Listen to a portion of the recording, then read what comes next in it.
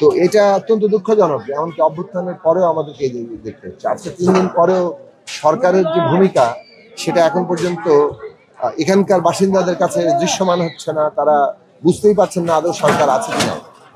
তো এখানে যে পরিস্থিতি তাতে দ্রুত এখানকার যে মানে যা কিছু সব পুড়ে গেছে সেগুলোকে এখান থেকে সরিয়ে নিতে হবে।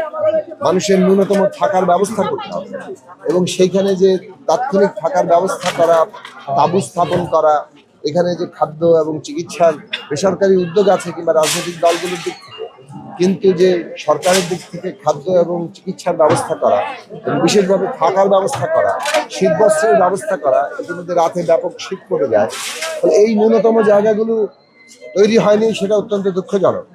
তা আমরা মনে করি যে সরকার ইমিডিয়েটলি এই ব্যবস্থা গ্রহণ করবে এবং আমরা সরকারের সাথেও এই বিষয়ে যথাসম্ভব আমাদের পক্ষ থেকে আমাদের দাবি আমরা উত্থাপন করব।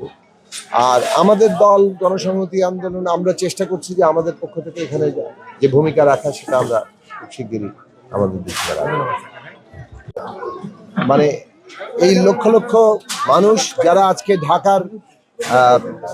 এই ঢাকাকে চালু রাখেন, তাদেরকে অবশ্যই এইখানে নাগরিক সুবিধা সহ তাদের থাকার জায়গা নিশ্চিত করতে হবে।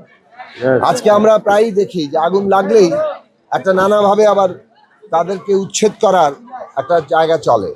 আমরা মনে করি যে এখানে যারা থাকেন তাদেরকে এখানে নাগরিক সুবিধা সহ থাকার যে ন্যূনতম মান, সেটা উদ্যোগ সরকারকে নিতে হবে।